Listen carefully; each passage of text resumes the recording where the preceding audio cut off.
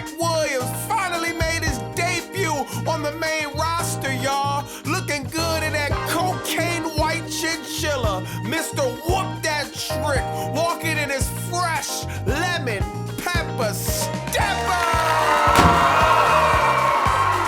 If you want to know what the future looks like, it's staring right in front of you. A generational talent, a Hall of Famer before he even had one match on the main roster. Oh, Trick Willie. Pollovac!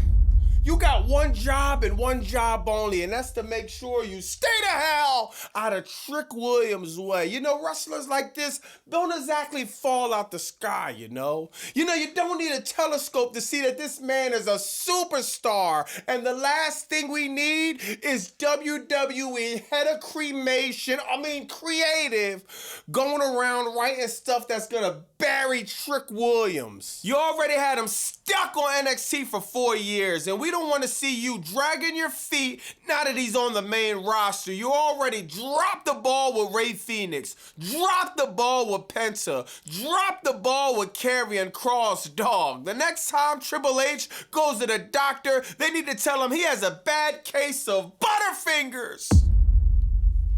Now, on top of Trick Williams making a debut, you also got a return from you better had. Came back to the WWE as Matt Cardona. I think this is a fire decision from WWE. I think you could get some great storylines from Matt Cardona. You could get some great matches from Matt Cardona. Now, unfortunately, the last time we seen him, he came back as Zack Ryder in the John Cena Last Time Is Now tournament, where he decided to take a crap on himself in the middle of a match with LA Knight, as we learned from Karrion Kross in a tweet. Now, we know that LA Knight is doing ads and commercials for Slim Jim, so maybe Matt Cardona could do a commercial for, let me think, Pepto-Bismol? Hey, Matt, make sure you go to the bathroom before you get to the ring. Nobody wants to wrestle with somebody with a shitty ass. Now, another wrestler looking to make his return, Chad Gable. Some new footage of him working out, man. This dude looks jacked. He looks like $1 million, man. This is the thing, though. Chad Gable was 26 when he came to WWE and entered NXT. Chad Gable will be 40 years old. It's been 13 years. WWE can't think of anything compelling with Chad Gable as far as the booking. I don't remember one memorable storyline. I don't remember one championship run. I don't remember anything regarding Chad Gable that really put the character over. This is what I'm talking about. Why wait until the man turns 40 to even think about pushing him in any way? Now, there's some rumors that he's going to be doing the whole El Grande Americano crap with Ludwig Kaiser. El Grande Americano versus El Grande Americano. Give me a break. Chad Gable deserves way more than this. Since you like doing the click copy, click paste, click copy, click paste crap, how about you click copy and click paste just a percentage of what you did for Kurt Angle? It's right there. The story is right there, bro. Like, Vince McMahon showed you how you book somebody like Chad Gable. Let me know in the comments what y'all think about this, and do you want to see Chad Gable back with the American Grande crap? Or do you want to see Chad Gable book like the monster he is, man? Look what AEW did with Neville, a.k.a. Pac, in the Death Riders, looking like a legit superstar now. The same revamp needs to happen with Chad Gable. Let me know what y'all think. Now, it seems like Cody Rhodes' tour bus is cursed, man. He gets beat up near his tour bus by The Rock a few years ago. After that, he gets beat up by Kevin Owens near the bus. Then beat up by Drew McIntyre on the bus. Now, Drew McIntyre posts a picture of him about to take a piss on the side of the bus, turning Cody Rhodes' tour bus into a toilet on wheels. And Drew McIntyre pulled out all the stops, man. You pissed on the man bus. You took a picture of him and his dad, burnt it right in front of him. The whole 2025, you feuded with Cody Rhodes, but lost every single important match, which means 3 stages of hell. If Drew McIntyre doesn't beat Cody Rhodes for the Undisputed Championship, congratulations, Drew. You get a first-class ticket to heaven up there with LA Knight. You'll be officially buried married. Now, John Cena might be done with wrestling, but he's not done with music. I came across this video a little while ago of him in the studio. I'm gonna show y'all this. Yeah, that's right. That's what I strive to. I got one question. What drives you? That was sick, John. I feel like what drives you is the chorus. If you have anything you want to say in between what drives you, we could like maybe loop what drives you. And then if you feel like doing any ad-libs in between it, that could be really cool. Any ideas? One question. What drives you? Your fortitude and motivation. What drives you? The source of extra inspiration. What drives you? In any given situation. What drives you? So seize the moment, kick the day in. That's cool. I love that. Hey, John Cena, you're retired from wrestling. You might as well go and retire from rapping as well. What drives you? What drives you? What drives me crazy is this whack-ass song. Bro, you sound like a robot, and we just watched you give up and tap out with a big-ass smile on your face. Go kick that inspirational, never give up shit somewhere else. This ad is brought to you by the Pirates in the chat. Go to Monsoon.com. Get your Ruthless Depression ad t-shirt. If you're sick of the BS in professional wrestling, if you're sick of the soulless billionaires taking advantage of the fans, show them you had enough. Go to BobbyMonsoon.com. Get the Ruthless Depression ad t-shirt. Then, now, and never again. Now, CRACKDOWN started off with, hold on. Now I'm thinking about it. The same thing still remains. Even though CRACKDOWN was a little bit better this week, you still gotta be down with smoking crack. To think this is a good show, I need to see some consistency before I could put CRACKDOWN over. I need to see some consistency before I could stop calling it CRACKDOWN and call it SmackDown. But man, the show started off with The Miz cutting a fire promo. Man, I think The Miz is underrated when it comes to him on that mic, them promo skills. The Miz cuts a fire promo to start off SmackDown, man, and Randy Orton comes, man. He makes his return. Now, is Randy Orton gonna be in a feud with The Miz? Nah. Now I was about to get upset because Randy Orton, he didn't cut a promo. He didn't give us no explanation where the hell he's been mostly 2024, man. He just came out, RKO'd The Miz twice and got up out of there. But they did tell the story backstage. He ran into Cody Rhodes. He's staring at the undisputed heavyweight championship, putting Cody Rhodes on notice that after Cody beats Drew McIntyre, he'll be coming for the title. Now, I think this is cool. The only thing is, we need the 2009 Randy Orton back. We need the guy that punked Vince McMahon in the head. We need the guy that was the legend killer back. Next, you got the Women's War Games match with,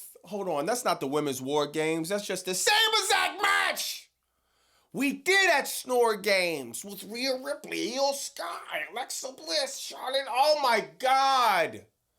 This best friend crap is the worst storytelling imaginable. There's not one storyline in professional wrestling that's worse than this. When are we going to stop? It's 2026. We're still doing this crap. Nobody asked for the Women's War Games match. Nobody asked for the Part 2 version. This was basically the same thing without a steel cage, Jade Cargill, and God, what's her name? It's right on the top of my head. Oh yeah, AJ Lee! Somebody put an APB out on AJ Lee! Next you got Matt Cardona going over Kit Wilson, which is fire, dog. I love how they introduced Matt Cardona with the woo, woo, woo. Then they switched the music to Matt Cardona. That was fire, man. He goes against Kit Wilson. He obviously beats Kit Wilson, which is good booking. We don't need Matt Cardona to be losing to Kit Wilson. In the Indies, Matt Cardona proved that he's more than just some stupid-ass silly gimmick. That he could be booked as somebody that could do hardcore wrestling, have blood feuds. He had the match with Shotzi. He had some fire matches on the Indies, man. I hope Triple H and WWE Creative Don't have this dude doing silly stuff. Put him in some real feuds. Next, you got Sami Zayn coming out, cutting a heartfelt promo, man, about how he's looking to get the Undisputed Championship, about how his kid was asking him, man, you won the tag team, the Intercontinental, the US, why you didn't win that one? And John Cena won it 17 times. It was fire, man. Fire promo from Sami Zayn. But to my surprise, Trick Williams comes out of nowhere, interrupts Sami Zayn promo, let him know, man, you gonna get stomped out of these lemon pepper steppers if you don't watch your step, man. I'm liking everything Trick Williams was doing, man. The promo, how he come out, the entrance, the crowd yelling, whoop that Trick. He got the all white. This story could be told incredibly if WWE creatives just sit down and act like they have some sense. Sami Zayn, the everyday working man, busting his ass, never getting a shot at the title, never getting an opportunity, always feeling like he's being screwed over. You got Trick Williams, a 101, a bona fide superstar, a man that's gonna take WWE to heights they never seen. These two could tell one of the best stories, one of the most relatable stories in that ring if it's done right creatively. I got my fingers crossed. Like I always say, my expectations are as low as a crackhead credit score. Next, you got Carmelo Hayes going over Johnny Gargano, and nobody's surprised because they're doing the same US Open Challenge. Oh my God, dog. Why are we doing this stupid ass Open Challenge? Oh, I know why, Bobby Monsoon, because Lazy Levesque doesn't want to do too much thinking backstage in Gorilla. Why can't Carmelo Hayes just have a storyline be built for him? Dog, the US Open Challenge did absolutely nothing for Ilya Dragunov. Why we're doing it, I have no idea. Carmelo Hayes need to be in some type of storyline, but now it seems like since he has the US belt, he'll be stuck with this stupid ass challenge that he'll probably lose in the next 6, 7, 8 weeks, if not before that. And I'm just so over the US Open Challenge.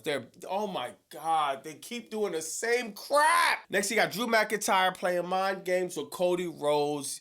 Cody Rhodes was cutting a promo about, again, absolutely nothing. Drew McIntyre, he goes and cuts a promo on the Titantron, breaks the picture of him and Dusty Rhodes, man. But they do have a fire segment, dog. Cody Rhodes runs in the back to confront Drew McIntyre. Drew McIntyre skates, runs around, gets to the ring, has a trash can there, and lights the picture of Cody Rhodes' dad on fire, throws it into the trash, trying to get Cody Rhodes to hit him so he could get stripped from the title. It didn't work. Now he announces 3 stages of hell, which is so anticlimactic. The first, a wrestling match. The second, a no holds bar, false count anywhere. A third, a cage match. It's like, oh my, why are we even doing this?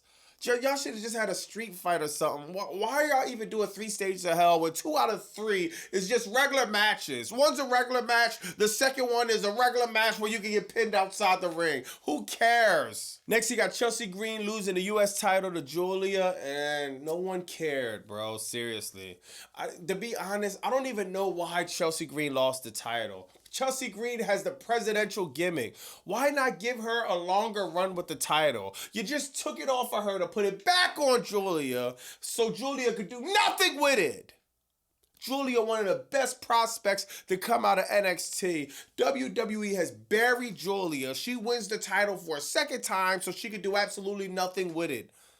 I think they need to discontinue the men's and women's US title if they're not going to book it the right way. Next, you had the never-ending feud. Aleister Black, Damian Priest in the ambulance match. Damian Priest go over great. No one cares about this either.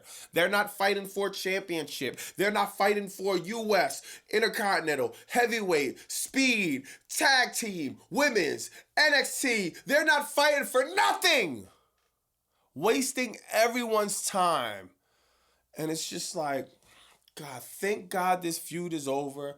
I hope to never see Aleister Black and Damian Priest in the same ring again. I'm so over this feud. But let me know in the comments what y'all think about that, man. You had CRACKDOWN. I give this a solid 8 out of 10, to be honest. I'm liking Trick Williams coming back. I'm liking Randy Orton back. I'm liking Matt Cardona being back. You know what I mean? I'm not asking for a lot. I'm just asking for a little bit of effort. I think CRACKDOWN gave a little bit of effort tonight. They planted some seeds that could potentially grow. The thing is, will they grow? You know, WWE, they have a problem with the C word. What's that, Bobby? Consistency. They have a problem with it. So we'll see if they can continue to that. Now, Monday, we got Stranger Things. I want to see Braun Breaker go over CM Punk. No questions asked. That's all I care about with Raw on Netflix. But let me know in the comments what y'all think about that, man. I'm going to catch y'all in the next video. It's Bobby Monsoon 215. Like, comment, subscribe. Bow!